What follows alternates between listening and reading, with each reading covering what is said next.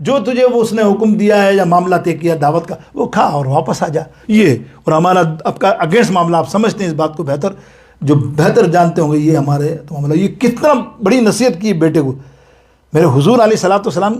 دیکھیں زنا سے بچنا، بدکاری سے بچنا. حضور علیہ الصلوۃ والسلام کی بارگاہ اقدس میں ایک نوجوان آیا، سننے کی حدیث ہے یہ، اور نہیں سنی ہو تو آپ کو لگے گا کہ کیا حدیث پاک ہے، کیونکہ صحابہ بھی چونک گئے تھے نا اس کے سوال پر. سوال ہی ایسا تھا اس کا. حضور علیہ السلام کی بارگاہ اقدس میں ایک نوجوان آیا اور کہنے لگا یا رسول اللہ ایک عرض کرنی ہے. سرکار نے فرمایا کہو. بولے یا رسول اللہ مجھے گناہ کرنے کی ایک اجازت دے دیں. سر سرکار سے پوچھ رہا ہے ایک گناہ کرنے کی اجازت دے دیجئے. اندازہ کیا آپ نے؟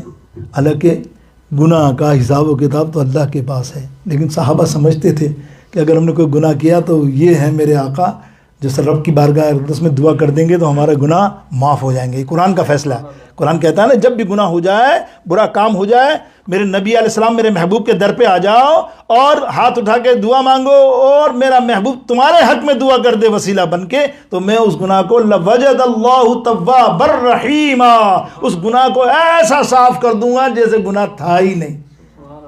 یہ اللہ کا فرمان ہے قرآن پاک میں، دیکھ لیجئے، پڑھ لیجئے 5ویں پارے میں. تو وہ بندے نے کہا یا رسول اللہ مجھے ایک گناہ کرنے کی اجازت دے دیجئے. صحابہ جتنے اتنا حیران رہ گئے اس کی جرت پر، آنکھیں کھل گئی. یہ بات کیسی کر رہا ہے؟ سرکار سے گناہ کی اجازت سرکار سے مانگ رہا ہے علیہ الصلوۃ والسلام. سرکار نے اطمینان سے ٹھنڈا ہوئے سرکار سے ملا دی. بالکل کہا اچھا تو یہ گناہ کرنا چاہتا ہے. مفسروں نے قلم لکھا جو آپ سرکار علیہ السلام نے اس سے جو مکالمات ادا کیے نا اس سے آپ سمجھ نہ وہ چاہتا کیا گناہ کا. تفصیل تو پردے میرے کی بات کر رہا ہوں لیکن وہ تفصیل آپ سمجھ جائیں گے. وہ گناہ کی گناہ تو ہو جاتے ہیں انسان کو. اب ایک گناہ چاہ کیا رہا ہے وہ آپ سمجھ جائیں گے کہ کسی ایسی چیز سے اس کا دل لگ گیا ہے، سمجھ گئے نا، اس کا دل مائل ہو گیا ہے کسی کو دیکھ کر بری نظر میں یا جو بھی ہے اس سے وہ گناہ کرنا چاہتا ہے. وہ کوئی بھی ہو، شادی شدہ بھی ہو، کماری بھی ہو. سمجھ گئے نا آپ بات؟ وہ اجازت لینے آیا تو سرکار علیہ السلام نے کیا فرمایا؟ ہاں تم سے یہ چاہتا ہے کہ گناہ کر لوں تو ایک بات بتا، تو اپنی ماں سے یہ گناہ کر سکتا ہے؟ سرکار نے فرمایا جو تو گناہ تو خالی گناہ پوچھا نا اس نے نا، میں سرکار کیا فرمایا یہ عمل تو اپنی ماں سے کر سکتا ہے؟ ابھی وہ جواب دیتا سرکار نے کہا سوال ہی نہیں پیدا ہوتا. میرے آقا فرمان سوال ہی پیدا نہیں ہوتا، کوئی کر سکتا ہے؟ نہیں یا رسول اللہ خدا کی قسم نہیں ماں سے میں کیسے کرتا ہوں. اچھا چلو تو اپنی بیٹی سے تو کر سکتا ہے. کیا بیٹی سے بھی کر سکتا ہے؟ پھر سرکار نے کہا نہیں بیٹی سے بھی کیسے کوئی گناہ کر سکتا ہے. اب وہ تڑپا یا رسول اللہ بیٹی سے بھی نہیں. پھر سرکار علیہ السلام نے فرمایا اچھا تو چلو ایسا ہے کہ تو اپنی پھوپھی سے کر سکتا ہے.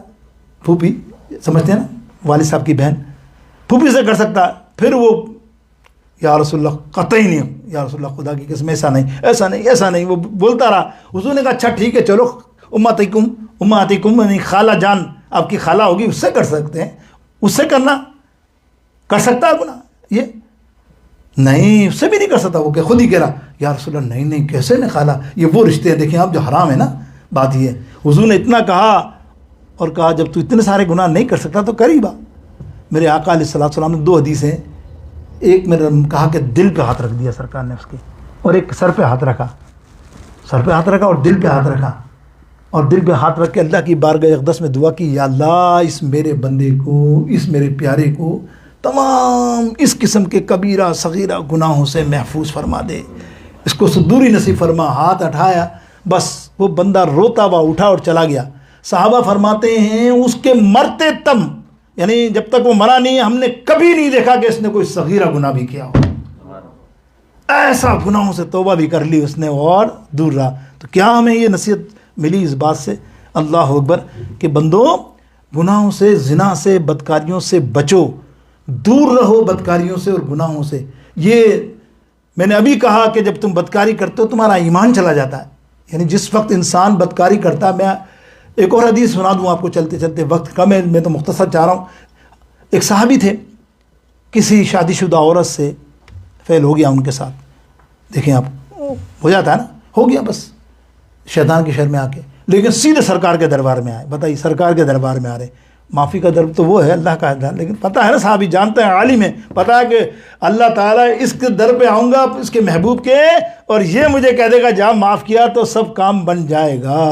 اب وہ زنا کر کے یہاں یا رسول اللہ مجھے سزا دیجئے، خود سزا مانگ رہے ہیں، میں آخرت کی سزا سے بچنا چاہتا ہوں، وہ سزا میں برداشت نہیں کر سکوں گا، دنیا میں جو سزا ہے مجھے دیجئے، میرے ساتھ یہ معاملہ ہوا۔ سرکار نے مسکرائے، کہا دیکھ تو کیسا بندہ ہے، اپنا گناہ دنیا میں ہی دھونا چاہتا ہے۔ حضور علیہ السلام فرمایا اس کو سنسار کرو۔ سنسار سمجھتے ہیں نا، ہلاکت، کیونکہ شادی شدہ تھے جو زنا کرے گا یاد رکھیے اس کی شریعت کے اندر ہلاکت ہی ہے، اس کو پتھر مار کے زمین میں